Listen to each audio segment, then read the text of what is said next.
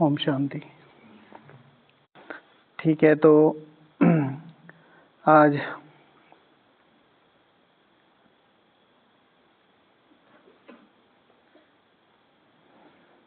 क्या है, बाबा ने क्या बोला था आज मुरली में? त्रिमूर्ति शिव भगवान आज अभी फिर से हम विश्व का श्रृंगार कर रहे हैं। तुम कितने पद्मा पदम भाग्यशाली हो, यहाँ बैठे बैठे तुम कितना कार्य करते हो। तो फिर इस पे हमने टॉपिक बनाया था कि यहाँ पर बैठे बैठे विचार करो, इसमें से शायद लाइन कट गई है, तो विचार करो तुम यहाँ बैठे बैठे कितनी कमाई कर रहे हो, है ना। तो फिर टॉपिक बनाया था कि किन विचारों से हम, जो बाबा ने बोला था ना प्रश्न उत्तर में, किन विचारों से हम पद्मा पदम भाग्यशाली बन सकते हैं। एक इस तरह की लाइन शुरू में आई थी कि बाप की श्रीमत पर चलकर अपना श्रृंगार करो। तो टॉपिक ये था कि तुम कितने पद्मा पदम भाग्यशाली हो। अभी फिर से हम विश्व का श्रृंगार कर रहे हैं। यहाँ बैठे बैठे तुम कितना कार्य करते हो। कोई हाथ पांव चलाने की तो बात नहीं, सिर्फ विचार की बात है। लाइन यहाँ तक थी, सिर्फ विचार की बात है। तो फिर कोई धंधा धोरी तो है नहीं, तो विचार करने की बात है कि यहाँ हम कितना बैठे बैठे। तो ऐसे कौन कौन से विचार है जो हमें पद्मा पदम भाग्यशाली बना सकते हैं बैठे बैठे। मतलब बाबा कह रहे याद में रहो, हाथ पांव हिलाने की तो बात नहीं, इतना ज़्यादा मधुबन में कोई काम नहीं है। तो बैठे बैठे क्या काम करें। लिखा है कहाँ है? फोन नहीं, डायरी। हाँ, डिजिटल डायरी। वो क्या था, समय बिताने के लिए करना है कुछ काम, है बैठे बैठे। हाँ, शुरू करो अंताक्षरी लेकर प्रभु का नाम। बोलो राम राम राम। नहीं कुछ भी। बैठे बैठे क्या करें, करना है। हाँ, बैठे बैठे क्या करें, करना है कुछ काम, लेकर शुरू करो अंताक्षरी लेकर प्रभु का नाम, है ना। तो फिर नाम, तो बैठे बैठे, है ना, क्या करें। तो बाबा कह रहे हैं कि बैठे बैठे कौन कौन से विचार हैं ऐसे जो हमें क्या बना सकते हैं, पद्मा पदम भाग्यशाली बना सकते हैं। अच्छा, किसने लिखा है? आप? हाँ, आपने दोबारा से डेब्यू किया है ना। डेब्यू नहीं कहेंगे, क्या कहेंगे? से डरने वाली आत्मा नहीं, बल्कि उन्हें तोहफा बनाने वाली। मैं तूफानों से डरने वाली है। ये विचार जो, हाँ, ये विचार, मैं तूफानों से डरने वाली नहीं, तो उनको तोहफा बनाने वाली आत्मा हूँ। और विचार करना है कि मैं खुद को कैसे श्रृंगारित करूं, जो मुझे देख के लोग इंस्पायर हो, है ना। खासतौर से इंडिया में बहनों में ये ट्रेंड बहुत है। जब भी कुछ उनका नया देखते हैं, नई साड़ी, नया सूट, नया बैग, कुछ भी, अरे ये कहाँ से लिया, अरे ये कहाँ से लिया। भले ही वो खरीदे ना खरीदें, लेकिन ऐसे कहते हैं। भाइयों में ये चीज़ें शायद थोड़ी कम है, मैं जितना मुझे लगता है ऐसा देखने में। हाँ, आजकल भाइयों में भी बढ़ी है। तो उसमें क्या है कि ऐसे ही अपने को, वो श्रृंगार की बात नहीं है, कोई भी चीज़ है ऐसे ही यहाँ पर भी मैं अपना स्टैंडर्ड कैसे बनाऊँ। जैसे बाबा एग्जाम्पल देता है ब्रह्मा बाबा का, हर मुरली में कितनी मुरली होंगी, मतलब विचार करने की बात है। हर मुरली में एग्जाम्पल दिया जा रहा है, भाई ब्रह्मा बाप समान बनो। अच्छा, एक व्यक्ति है जो पास आउट होके चला गया, हाँ, उसकी जो डीन होता है यूनिवर्सिटी का, उस डीन की पीछे जो बोर्ड लगा रहता है, कौन सा बोर्ड बोलते हैं उसको, जिसमें सब टॉपर्स के नाम लिखे रहते हैं। एक डिस्प्ले होता है ना भाई, हर साल के टॉपर का नाम लिखा रहता है। हाँ, मेरिट लिस्ट जैसे होती है। तो पर्टिकुलरली शायद मेरिट लिस्ट, मतलब हर ईयर का एक टॉपर होता है वो, तो उसमें लिखा रहता है। अब एक टॉप करके चला गया, वो तो बात बिल्कुल ठीक है, लेकिन अगला व्यक्ति, अगली ब्रह्मा बाबा का देखो तो भाई साहब हमारी क्लास में पढ़ रहे हैं और भगवान एग्जाम्पल दे रहे हैं। साकार मुरलियों में क्या है, तो बहुत बड़ी अचीवमेंट है ये कि आपकी क्लास का जो टीचर है वो ये कहे कि भाई अपने इस भाई को फॉलो करो। बहुत बड़ी बात है भाई, इससे समझ लो, इससे पढ़ लो, इससे देख लो, एग्जाम्पल सीख लो, वो बात ठीक है, प्रॉपर इसको ही फॉलो करो। कितनी बड़ी अचीवमेंट है ना। तो कितनी बड़ी अचीवमेंट है कि एग्जाम्पल दिए जा रहे हैं। हमारी क्लास में एग्जाम्पल दिए जाते थे कि भाई इनके साथ मत रहना, ठीक है ना, अपना भविष्य अगर सुधारना है तो ये मतलब है, तो ये भी अचीवमेंट ही, खैर। लेकिन वो हाँ, नहीं, सब बच्चे बड़ा ही मानते हैं उस चीज़ को, हाँ भाई हम भी कुछ हैं। लेकिन फिर उस लेवल में वहाँ देखो तो ब्रह्मा बाबा के साथ, तो अपने को ऐसा श्रृंगारित करना, मैं अपने को ऐसा कैसे श्रृंगारित करूँ कि लोग मेरा एग्जाम्पल दें। हाँ, कितने लोगों को एग्जाम्पल हम कर सकते हैं, मतलब बिल्कुल ऐसा समर्पित होके कि भाई उस व्यक्ति को फॉलो करो तुम, वो कितना ही अच्छा स्पीकर हो, कितना ही अच्छा धारणा वाला हो, कितना ही अच्छा कुमार कुमारी कुछ भी हो, लेकिन कहीं ना कहीं कुछ ना कुछ किसी ना किसी लेवल पे कुछ ऐसा पता होता है जो हम रिकमेंड करने से डरते हैं, या वो हमारे फेवरेबल नहीं होता। सपोज टू बी वो डेली 2 बजे उठता है, हमें फेवरेबल नहीं लगता। सपोज टू बी वो अमृत वेला 4 से 5 करता है, हमें फेवरेबल नहीं लगता। सपोज टू बी वो मुरली दिन में 10 बार सुनता है या नहीं सुनता है, एक ही बार सुनता है, वो हमें फेवरेबल नहीं लगता। एक ऐसी आत्मा जो हर बॉक्स में फिट हो जाती है। ब्रह्मा बाबा, मुरली पढ़नी हो तो इनके जैसी पढ़ो, सेवा करनी हो तो इनसे एग्जाम्पल लो, अनुभव लेना तो इनसे लो, पालना है इनसे लो, पालना है इनसे, देखनी हो तो इनसे देखो। तो अपने को ऐसा कैसे श्रृंगारित करूं, ऐसे विचार मुझे पद्मा पदम भाग्यशाली बना सकते। ओके, और मैं भगवान का राइट हैंड कैसे बनूं, है ना। मैंने इसमें एक पॉइंट लिखा था कि विचार करना है कि मेरा सिलेक्शन क्यों हुआ है, राइट। 800 करोड़ आत्माएं हैं, उसमें से भगवान को 80 साल हो गए वर्कआउट करते हुए, फिर एक होप उसने मेरे ऊपर रखी है, भाई सिलेक्शन क्यों होता है नेक्स्ट। भाई अभी एक क्रिकेट टीम है, 16 मेंबर की टीम होती है, टोटल 37-38 लोग जाते हैं, लेकिन जो प्लेयर्स होते हैं जो खेलते हैं वो 16 जाते हैं। तो 140 करोड़ में से 16 को छांटना बहुत बड़ी बात है। फिर अगर कोई नहीं आया, उसको कोई रिप्लेस करेगा तो उसमें कोई तो क्वालिटी देखी जाएगी, राइट। यज्ञ अपनी संपन्नता की ओर जा रहा है। दादियों ने कितने बड़े बड़े कार्य करे, और बड़े बड़े स्पीकर्स, कुछ गुप्त सेवाधारी हैं जो अंदर ही अंदर रहे, इतनी हार्ड सेवा करी कि यज्ञ को कहां से कहां ले गए चुपचाप, है ना। और फिर उसके बाद हमारा नंबर आया, हम पे एक होप रखी गई। तो मेरा सिलेक्शन कैसा है, मेरा सिलेक्शन क्यों हुआ, ये विचार किया जाए तो फिर ये विचार में पद्मा पदम भाग्यशाली बना सकता है। हम अपने आप को ही तो भूलते हैं मेनली, जैसे मैंने पहला पॉइंट लिखा था कि ये विचार कि मैं कौन हूँ और मैं किसकी संतान हूँ, दोनों एक साथ मिला के ये विचार मिस होता है, तभी तो सारी चीज़ें आती हैं। बाबा ने कहा कि परसों तरसों बोला ना कि भाई तुम ये याद करो, विश्व की भाषा याद करो, पर माया भुला देती है, तुम्हारी गलती नहीं है। तो अगर ये याद रहे तो फिर बहुत चीज़ों को हम वो कंसिडर कर सकते हैं अपनी लाइफ में कि हाँ भाई ये तो मेरे काम का नहीं, ये तो मेरे काम का नहीं, ये तो मुझे नहीं, ये तो मुझे नहीं करना। ओके, और ये नहीं सोचना कि मेरा टाइम कितना वेस्ट हो रहा है। तो क्या सोचना है, मेरा टाइम कितना, सिंपल, ये तो बाबा ही बोलता है, इसमें तो सोचने वाली बात ही नहीं। बाबा ही कहता है चार्ट दे के सो, और चार्ट देना मतलब क्या, to realise what I did during the whole day. तो ये टाइम है, ये तो योग है। योग को बनाने के लिए, अमृत वेला योग को बनाने के लिए सबसे ताकतवर चीज जो हमारे पास है वो क्या है। अगर अमृत वेला को मोस्ट सक्सेसफुल शक्तिशाली बनाना है तो उसको बनाने के क्या है बेस, चार्ट देना। चार्ट दिया तो बाबा की रिस्पॉन्सिबिलिटी थी। चार्ट के बारे में इतने ऊंचे ऊंचे महावाक्य बाबा ने बोले हुए, इतने ऊंचे ऊंचे कि हम कंसिडर नहीं कर सकते, और हमारी सबसे बड़ी वीकनेस में आ जाती है ये। 10 मिनट 15 मिनट हमसे देना इतना पॉसिबल नहीं होता।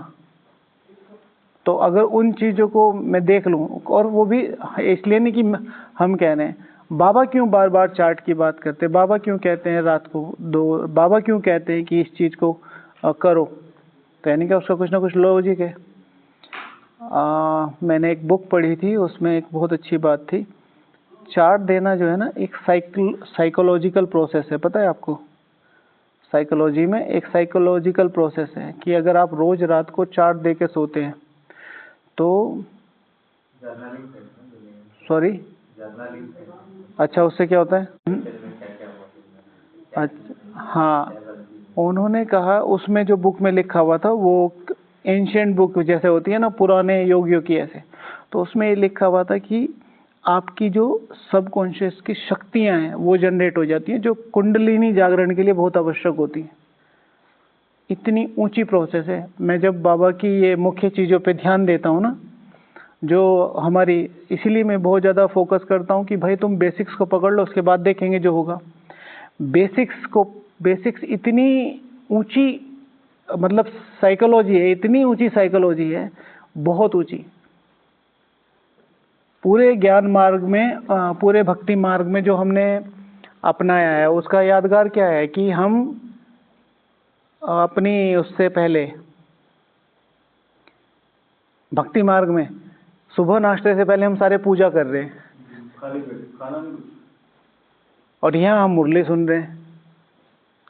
चाय ब्रेड खा के तो कितना मतलब कितनी बड़ी प्रोसेस है ये कि मतलब किस तरीके से अपनी आत्मा को फीड करना है, पहले उसको तैयार कर लो, फिर वो कहीं और जाए।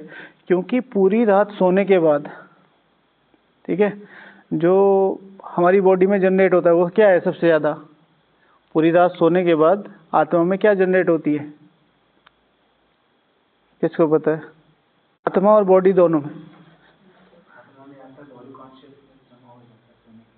सोने के बाद बॉडी कॉन्शियसनेस जमा होती है, कम हो जाता है।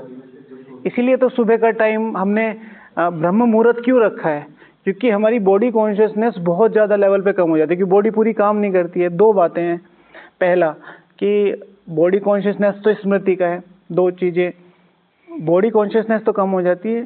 पांचवा तत्व हमारे सबसे ज़्यादा बनता है सोते वक्त, आकाश।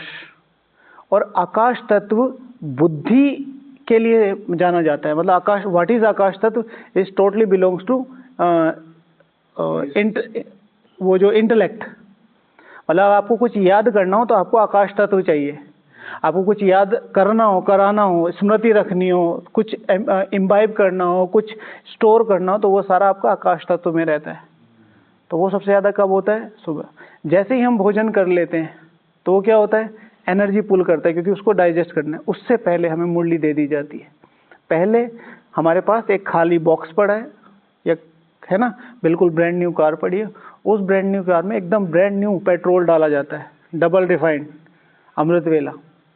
और फिर उसके बाद उसमें डाले जाते, एक हैवी ड्राइवर बिठाया जाता है, ताकि पूरे दिन उन बड़े बड़े विचारों के साथ हम सही दिशा में चीज़ों को ड्राइव कर सकें। तो पूरी साइकोलॉजी पे बनी हुई है पूरी दिनचर्या। तो जिसको भी तेज़ी से, मतलब मैं बार बार इस चीज़ को रिवाइज करता हूँ, पहले बेसिक्स पकड़ लो। बेसिक्स अगर हाथ में आ गए, फिर पुरुषार्थ करना बहुत आसान है। हम बेसिक्स से पहले हमारी ही, मतलब कल्चर क्या कहता है हमारा, अभी ब्राह्मण परिवार का, हमारे आसपास के दोस्त, हमारा संघ, हमारा सेंटर, हमारी दीदियाँ 2-4 भाइयों और बहनों के हाथ पकड़ा देती हैं। ये भाई जी अच्छे हैं, ये बहन जी अच्छी हैं, इनका योग बढ़िया है, इनकी क्लासेस बढ़िया है, इनकी कमेंट्री बढ़िया है, इनके सम्मान बढ़िया है। और फिर हम मेन ट्रैक को छोड़ देते हैं, मुरली। फिर अब आप सब मैं पूछता नहीं हूँ, जो रेगुलर है उनकी बात अलग है। मुरली का स्लॉट जो 7 से 8 बजे का है, उसके बाद वो कितना यूज होता है इन कंपैरिजन टू जो हमारी पूरी दिनचर्या है, उसमें हम क्या क्या यूज करते हैं? औरों की क्लासेस, औरों के डायरेक्शन, औरों के पुरुषार्थ। बाबा ने जो कहा है वो डायरेक्शंस कहाँ चले जाते हैं? नियर अबाउट मिस हो जाते हैं। तो इसमें ही मैं थोड़ा बताना चाहूँगा कि टॉपिक का 2-2.5 घंटे का मतलब है the connection, right, the connection. जैसे, और ये पहली बात तो उस समय की बात हो रही है, हो तो इसी समय की भी बात रही है। 2-2.5 घंटे कनेक्शन लगाने के लिए आपको कम से कम 5 से 6 घंटे की प्रैक्टिस करनी पड़ेगी, एक लंबा पीरियड। कनेक्शन मीन जो प्योर योग है। जैसे अब मैं यहाँ आके बैठ गया 6 बजे, मैंने 8 बजे तक योग किया, तो मैं क्या कहूँगा? मैंने 2 घंटे योग किया। आपने 2 घंटे योग किया, लगा कितना? तो वो जो बाबा 2-2.5 घंटे की बात कर रहा है, वो है लगने की, कनेक्शन, जिसमें आपके विकर्म विनाश हो रहे हैं, या पुण्य जमा हो रहा है, या इस तरीके के। मतलब जैसे मन, बुद्धि, शरीर और दिल, जैसे बाबा ने ना, ये चारों एक साथ है, तो उसको योग करें। मतलब एक तो विजुअलाइजेशन हो गया, बुद्धि रखना, हाँ, संकल्प कर रहे हैं, हाँ, लेकिन उसके साथ अगर भावना नहीं है, हाँ, तो भी वो योग नहीं लगा, मतलब वो मैकेनिकल हो जाता है। मतलब योग को ज़्यादा गहराई में ले जाने की अगर समझना हो ना, सिंपल सी बात है, मेरे अंदर दिन में कितनी ट्रांसफॉर्मेशन आ रही है, अपने को लेके, यज्ञ को लेके, अपने रिस्पॉन्सिबिलिटीज़ को लेके, अपनी दृष्टि को लेके ये सारी चीजें। हल्कापन कितना है, ठीक है, हल्केपन के साथ मैं कितना शक्तिशाली फील कर रहा हूँ, फिर शक्तिशाली फील करने के बाद मैं कितनों को शक्तिशाली फील करा रहा हूँ, मैं कितनों को शक्तिशाली फील करा रहा हूँ, फिर मैं कितनों को बना सकता हूँ। जो बाबा ने एक अपने शब्द बोले ना, कि उसमें क्या कि भाई सुख कितनों को दिया, आप समान कितनों को बनाया। तो आप समान बनाने का मतलब ये नहीं कि मैं अपने जैसा बना दूं, कि मैं भी घूमने जा रहा तुम भी घूमने जाओ। आप समान बनाने का मतलब है कितनी आत्माओं में आपने ये बल भरा कि वो अपने पैरों पे खड़ा होकर ये कह सकते हैं हाँ हम भी लड़ सकते हैं, राइट। अभी अभी हमारा एक भाई है, उन्होंने अभी आर्मी में ट्रेनिंग पूरी की है, तो हमारी उनसे बात हुई है, अब उनका कमीशन हो रहा है कहीं वो। तो उन्होंने कहा कि जो हमारी ट्रेनिंग है ना, ये ट्रेनिंग होनी चाहिए ब्रह्मा कुमारों की। उन्होंने कहा कि आप ई फॉर बट कर ही नहीं सकते, बाबा जो हमें बोलता है ना वो ट्रेनिंग यहाँ है, ई फॉर बट करना नहीं। पीछे कोई कितने ही गाली देता रहे, लेकिन अगर एक बार कह दिया सर मैं नहीं जाऊंगा, तो ये देख लो 1 की 10 गुना हो जाती है सजा। ये 4-4 घंटे कीचड़ में ही लेटे रहे, लेटे ही रहो, बस कुछ नहीं करना, लेटे ही रहो। ये सर मेरी गलती क्या है, 1 घंटा और बढ़ा देगा, सर मैंने क्या किया 1 घंटा और बढ़ा देगा। कि ऐसी ट्रेनिंग जो बाबा कहता है ना कि क्रॉस क्वेश्चन नहीं, क्रॉस दृष्टि भी नहीं हो सकती। मतलब उनको ये दिख गया ना कि आप अपनी दृष्टि में एटीट्यूड दिखा रहे हो, अब वो तो फिजिकली ठोकते हैं उन्हें, लेकिन जो हाँ राजी तेरी रजा में। लेकिन क्वेश्चन जो बात भैया हम लोग बात करें स्पिरिचुअलिज्म की, कि भगवान ने हमें ऑलरेडी बिना कहे इतना दे रखा है, वहां तो कुछ ही नहीं है। उसने खुद बताया कि हमें इस तरीके की फैसिलिटीज का सिग्नेचर करवाएं, और फैसिलिटीज क्या मिली हैं वो चीज समझने की है। पहले सुनो समझो नहीं, यहाँ पर भी है और हमारी गीता में भी है, हमारी रामायण में भी लिखा हुआ है, और वो तो आप अपने मोबाइल में सेकंड में देख सकते हैं पीछे, कि जज करो तुम मुझे चेक कर लो, जो मैं तुम्हें बता रहा हूँ तुम अपने आधार पर चेक कर लो। तुम ये मत कहो कि मैं कह रहा हूँ मैं भगवान हूँ तो मैं सही हूँ, चेक कर लो। गीता में भी लिखा है, रामायण में, बहुत प्यारी चीज है ये। आदि सनातन देवी देवता धर्म की जो शास्त्र बने हुए, उनकी बहुत बड़ी खूबसूरती है। नहीं तो भगवान ये कह रहा है कि जो मैं कह रहा हूँ वही मानो, और हमारे यहाँ कह रहा भाई मेरी मत मानो, तुम जज करके देख लो, क्योंकि उसे पता है वो परम सत्य है। भाई रोकेगा कौन, मैं कह रहा हूँ ना मत जाओ, तो यानी कि मुझे अपने पे विश्वास नहीं है कि ये कर लेगा, और मैंने तुम्हें तैयार किया, तो फिर उस चीज को वो क्लियर करता है कि मेरे में मुझे पता है परम सत्य यही है, तुम कहीं भी जाओगे लौट के यहीं आओगे। ओके जी, और किसने लिखा भैया? हाँ भैया से हो गया ये, कि ये विचार हमें पद्म पदम भाग्यशाली बना सकता है कि किस तरीके से मैं औरों को सुख दूं। औरों को मतलब औरों में सबसे पहले कौन आता है? मैं खुद। सुख देना है, कंफर्ट नहीं देना, सुख देना है, मौज नहीं देनी। हाँ, सुख देना है, आलस्य और अलबेलापन नहीं देना है। सुख देना माना ईश्वरीय पुरुषार्थ में। कल परसों भी जैसे रिवाइज किया था ना, दुनिया की सबसे शक्तिशाली चीजें जो भी आज तक हुई हैं, कोई भी मिसाइल बनी, बॉम्ब बना, राइट, इन्वेंशंस हुई, कुछ भी हुआ, किस में हुई? नशे में, नशे में। फिर उनका नशा कौन सा, तो वो अलग है। जैसे doctor APJ Abdul Kalam sir का था, ठीक है, उनको नशा था भाई, एयरफोर्स वहां से निकाल दिया, तो उनको वो करेज आ गई। जब वो ऋषिकेश गए, वहां से वापस आए, तो उनको वो संत मिले, तो उन्होंने कहा कि कुछ भी हो तुम करो तो सही, और वहां से उन्होंने कहां से कहां तक पहुंच गए। ये तीनों आर्मी उन्हें सैल्यूट कर दी। कहाँ वो सैल्यूट मारते, ऊपर से ऊपर कहाँ तक जाते, सबसे ऊपर तक, जनरल तक, बाकी दोनों तो रहते ही। अब वहां तक पहुंच गए कि तीनों जनरल उनको सैल्यूट दे रहे। इसी तरीके से चाहे अपने क्रिकेट में देख लो, सबसे बड़ी पारियां जो खेली गई हैं, है ना, ऑस्ट्रेलिया साउथ अफ्रीका की 434 वाली, तो वो हर्षल गिब्स ने बाद में बताया 434 का लक्ष्य था, और उन्होंने कहा भाई कैसे जीतेंगे, उसने शराब पी रखी थी, वो चला गया, वो सब कॉन्शियसनेस काम नहीं कर रही ना, मतलब नॉर्मल है लेकिन फ्री है ना, तो हैंगओवर हो जाता ना जो, तो फ्री होके खेल रहा है। इसी तरीके से अपना कौन है, एल्बर्ट आइंस्टाइन है, जिनकी मम्मी, जिन्होंने वो बनाया था एप्पल का, है ना, ग्रेविटेशनल फोर्स का, तो उनकी टीचर ने बोल दिया था कि भाई ये बच्चा नहीं पढ़ सकता, वो लेटर भेजा था। उसकी मम्मी ने उसे कभी वो लेटर दिखाया ही नहीं है। Thomas Alva Edison, right, Thomas Alva Edison दिखाया ही नहीं। और फिर उसे एक चीज चली कि हाँ भाई ये करना है, और फिर देखो कहाँ से कहाँ तक पहुंचे। तो नशा, इसी तरह ब्रह्मा बाबा था।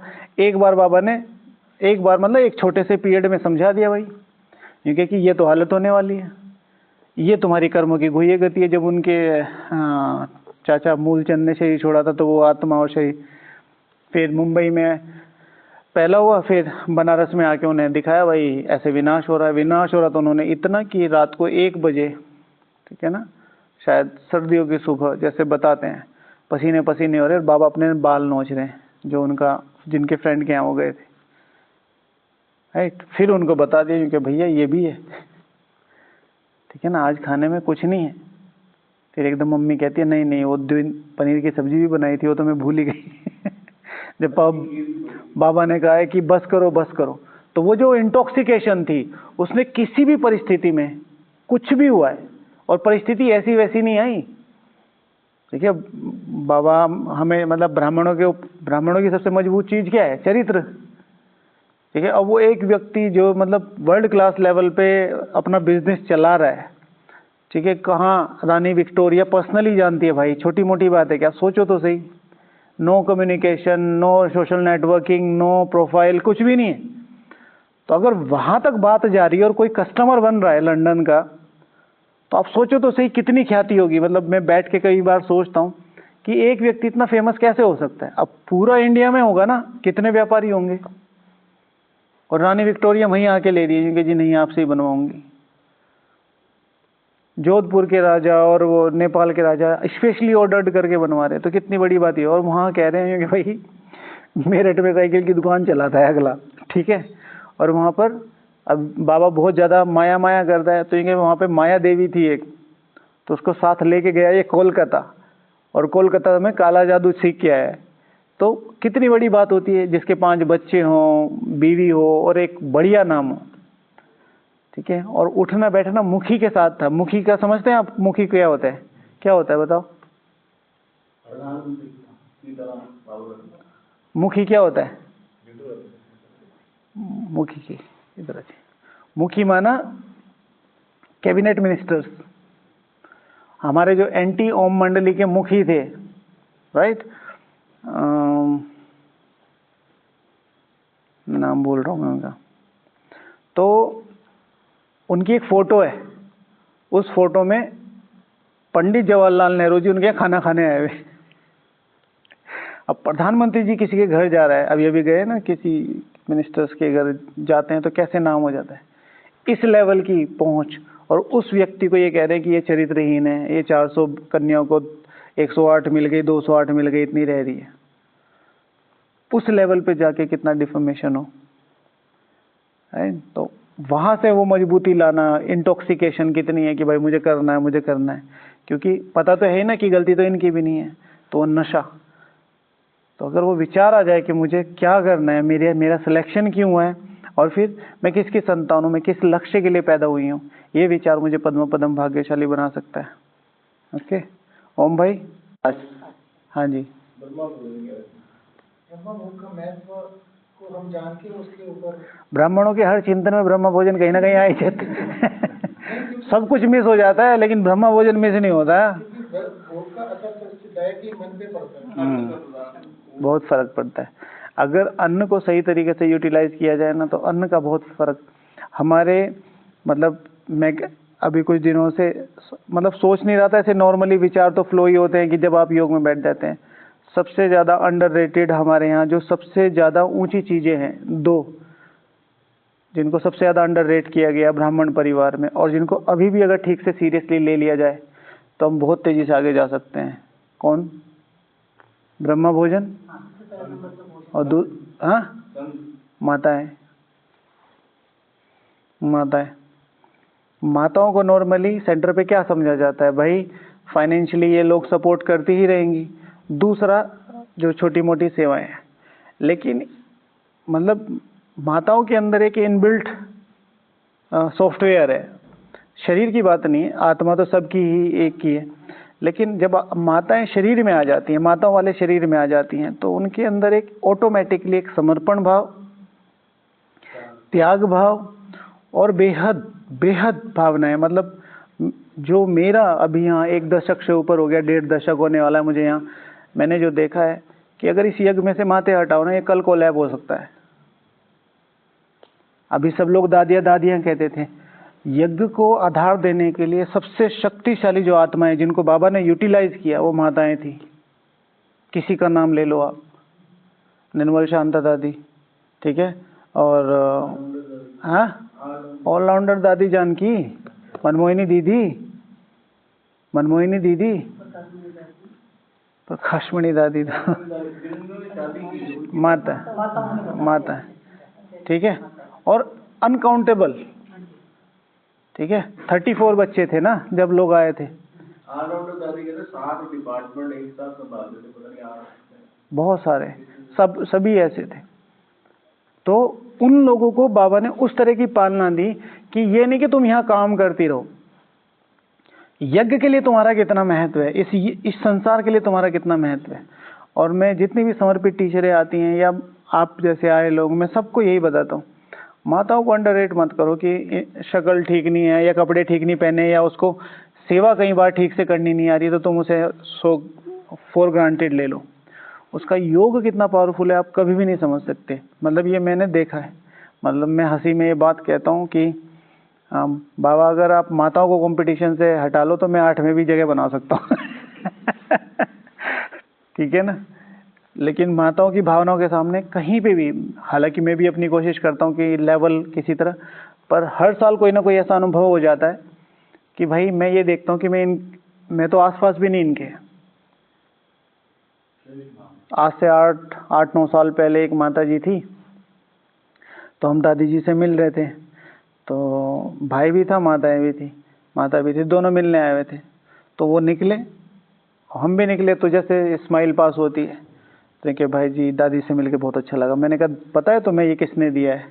आम दिया था दादी ने, क्योंकि जिनको स्वयं भगवान ने ये बोला है कि तू अष्टरतन में आएगी, भक्ति मार्ग में कितना तरसते थे, ये है वो है। तो अभी वो भाई सेवा में आया हुआ है, इसी हफ्ते आए। कह रहा भाई जी गुठली आज भी संभाल के रख रखी है माता जी ने, क्योंकि मेरी कोई ऐसी भावना नहीं है भक्ति वाली, बट मुझे उसे छोड़ने का मन ही नहीं करता। अब बताओ कैसे पार पाओगे आप? भाई कोई गिफ्ट हो, राखी हो, तौलिया हो, रुमाल हो, कुछ हो, भाई समझ में आ रहा है। गुठली को क्या आंसर करो, कैसे आंसर करोगे आप? गुठली को कैसे रेक्टिफाई करोगे? पागल ही कहेगा ना कोई, पर रख रखी है तो कैसे जीतेंगे? तो जैसे भैया ने कहा ना, व्हाट इज पुरुषार्थ, नॉलेज क्या है? इंफॉर्मेशन यानी कि ज्ञान प्लस फीलिंग्स प्लस प्रैक्टिकल, भावनाओं के साथ इंफॉर्मेशन को यूटिलाइज करना। एक है सेवा करना, भाई मेरा काम दाल बनाने का, मैंने दाल बना दी। एक है मुझे दाल बनानी भी आती है, मैं दाल बना भी रहा हूँ, पर किसके लिए बना रहा हूँ, उस भावना से बनाना। बर्तन तो बहुत अच्छी तरीके से आप धो देते हो क्योंकि उसमें दाल जाएगी, लेकिन बर्तन की जो गाड़ी है नॉर्मली खाना बनाते, तो यहाँ पर भी बाबा का रोज ही बनता है। इसी तरीके से हमें जो सेवाएं मिली हैं वो फिर भोजन की ही बात नहीं है। जैसे मैं हमेशा कहता हूँ, सेवा नहीं करना सिखाता बाबा, हमें कर्म करना नहीं सिखाता बाबा, हमें कर्म करने की कला सिखाता है। हाँ, सेवा भाव वही कर्म करने की कला। एक है कि भाई मेरा काम है जनरेटर चलाना, खाना खिलाना या अनाज ढोना, जो भी है। एक है कि मैं किस भाव से, कि किसके लिए खाना है, किसके लिए खाना है, किसके लिए खाना है। नॉर्मली हमारी शादियों में जब होता है तो एक भंडारा होता है, भंडारी होता है, एक भाई होता है, वो तब तक खाना नहीं खाता जब तक सब नहीं खा लेते, वो अंदर ही रहता है, ठीक है ना। एक ही होता है वो अंदर से ही जिसको जो चाहिए वो वहां से लाता रहता है, पहले वहां स्टोर करते। कितनी भावनाएं हैं ये उन आत्माओं के लिए जो नॉर्मल है। अब भगवान, तो अगर ऐसे विचार किए जाएं तो फिर बहुत आगे जा सकते हैं। ब्रह्म भोजन की जो बात हो रही थी, ठीक है ना, कि ये ब्रह्म भोजन कितना ऊंच है, ठीक है, और इसको किस तरीके से मैं यूटिलाइज करूं। तो 2 अंडररेटेड चीजें, जैसे ना कोई करके देखे 15-20 दिन कंप्लीट भोजन साइलेंस में खा के देखे, बाबा की याद में खा के देखे, अपना योग का लेवल देखो, ठीक है। कौन से विचार हैं जो मुझे पद्मा पदम भाग्यशाली बना सकते? मुरली। बहुत सारे ब्राह्मण ये सोच ही नहीं रहे कि मुरली मेरे लिए चल रही है। सबसे पहला आंसर आता है हमारे लिए। यानी मेरे लिए। हाँ, सिर्फ मेरे लिए, सिर्फ मेरे लिए, सिर्फ मेरे लिए। इतना पर्सनल हो के कोई मुरली सुने और फिर उसे समझे तो फिर समझ में आए। मजा भी तभी आता है। मजा आप करके देखो। आज जो सुबह की मुरली है ना, हाँ, ऐसे जाता है। आज की मुरली में बाबा दे देता, तुरंत तल ही टूट जाएगा अंदर। हाँ जी, कि आपने क्या किया। तो आज की मुरली में बाबा ने मुझे कितनी बार याद किया। आज सोने से पहले करके देखना, बाबा ने तुम शब्द कितनी बार बोला, तुम, तुम्हें और तुम्हारे। और बाबा ने सुप्रीम टीचर पढ़ा रहा है तो बार बार मैं स्कूल में क्या कहूँगा, भाई मैं तुम्हारा टीचर हूँ, मैं तुम्हारा बाप शब्द कितनी बार यूज किया, ये करके देखना। ठीक है ना। कितने मिनट की मुरली होती है? 45 मिनट की, मैक्सिमम कह लो 1 मिनट की। 1 मिनट में 115 बार बाबा ने ये बोला, 115 बार ये शब्द बोले, 115 बार। समझते हो आप? 115 बार, 115 डिवाइडेड बाय 60 करो, 30 दूनी 60, ठीक है, 30 या 90, लगभग 32-33 बार 1 मिनट में। पहले भी 1 मिनट कहेंगे तो 60 मिनट में 1 घंटा होता है। 60 मिनट में 1 घंटा होता है। 30 बार, 115 बार बाबा ने शब्द यूज किया था। बाबा ने तुम शब्द यूज किया था 70 बार लगभग, और बाबा ने बाप शब्द की यूज किया था 45 बार। तो 70 और 30 115 हो गए। 115 बार अगर बाबा मुझे सीधे संबोधित कर रहा है, मतलब मैं 1 घंटे में 115 बार बोल दूं आपको, तो 60 दूनी 120, हर 1 मिनट में 2 बार, भाई मैं तेरा भाई हूँ, भाई मैं तेरा भाई हूँ, भाई मैं तेरा भाई हूँ।